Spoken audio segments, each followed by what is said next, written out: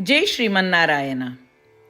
उत्तर अमेरिकायाम् अर्कन्सा नगरे बेण्टन्विल् क्षेत्रे स्थित श्रीरामानुजदास श्रीमन् वेणुगोपालमहोदयः भगवद्गीतायाः भाष्यं दत्तवान्। इदानीं तस्य भाष्यं संस्कृतभाषायां शृण्वन्तु। त्रयोदशोऽध्यायः क्षेत्रक्षेत्रज्ञविभागयोगः।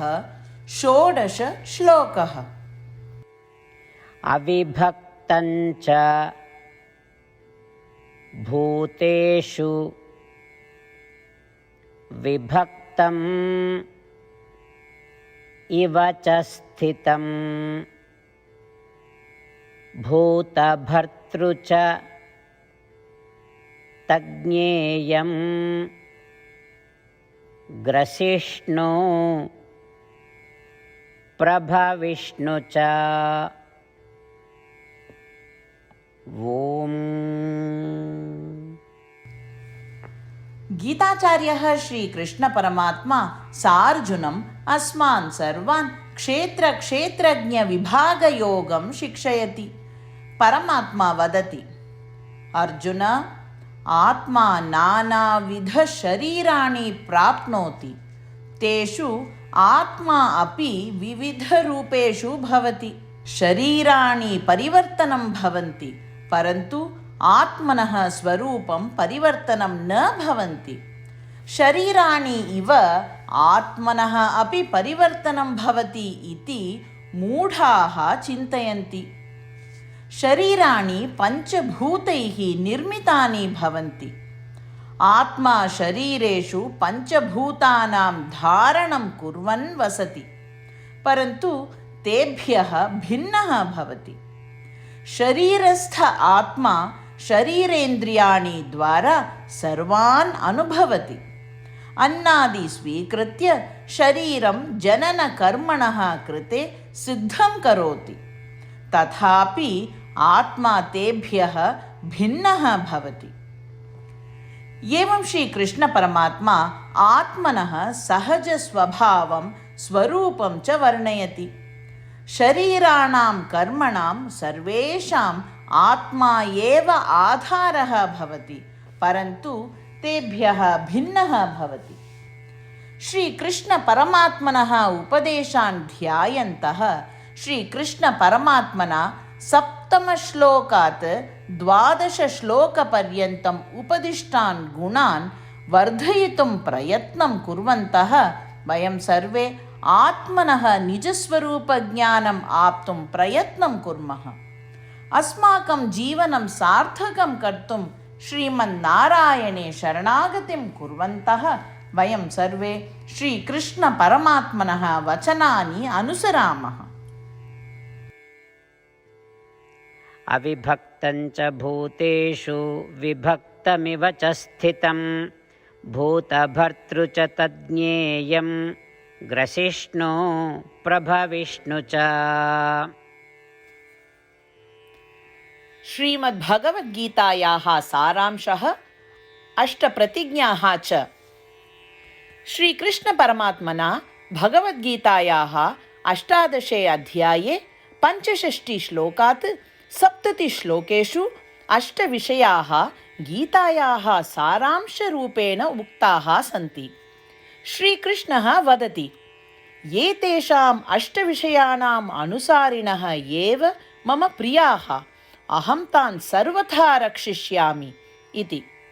श्रीकृष्णपरमात्मनः सम्पूर्णां भगवद्गीतां श्रुत्वा अर्जुनः वदति यत् करिष्ये वचनं तव, इत्युक्ते, हे कृष्ण, भवान् यथा वदति तथैव करिष्यामि।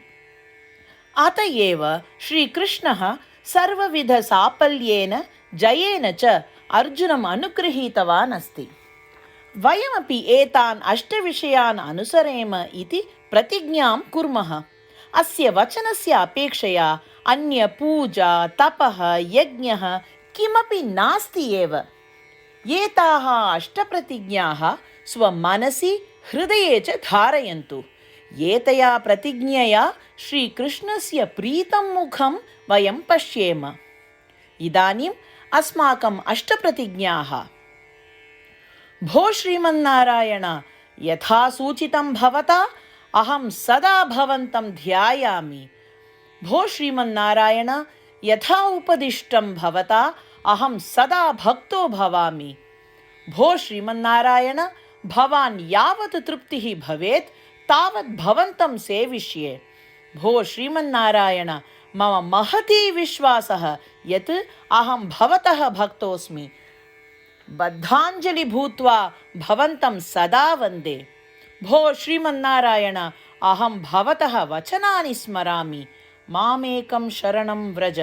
भो श्रीमन्नारायण, भवतः चरणे एव आगतोऽस्मि। भो श्रीमन्नारायण, पुनः स्मरामि भवतः वचनं, मा शुच। अहं कदापि न दुःखो भवामि।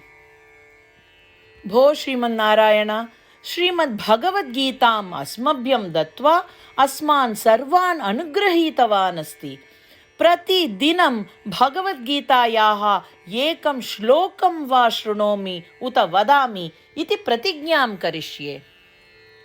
भो श्रीमन्नारायण, सर्वेभ्यः मानवेभ्यः भगवद्गीता भवता अनुगृहीता अस्ति। अज्ञातेभ्यः जनेभ्यः अपि एतां भगवद्गीतां नेतुं यतिष्ये। भो श्रीमन्नारायण, यथा भवता उक्तं तथा करिष्ये। यथा भवतः इच्छा तथैव आचरणं करिष्ये। भवतः एव सेवां करिष्ये। यदि एवं श्रीमन्नारायणस्य वचनं पालयेम तर्हि तदेव प्रत्येकस्य पूजा भविष्यति। पूर्णविश्वासेन पुनः प्रतिज्ञां कुर्मः। भो श्रीमन्नारायण, करिष्ये वचनं तव।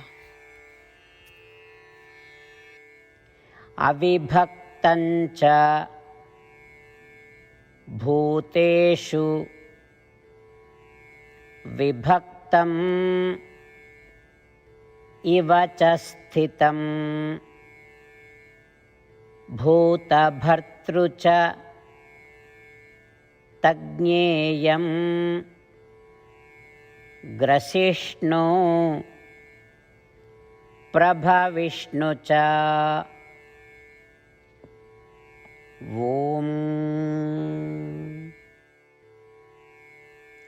अविभक्तञ्च भूतेषु विभक्तमिव च स्थितं भूतभर्तृ च तज्ज्ञेयं ग्रसिष्णु प्रभविष्णु च।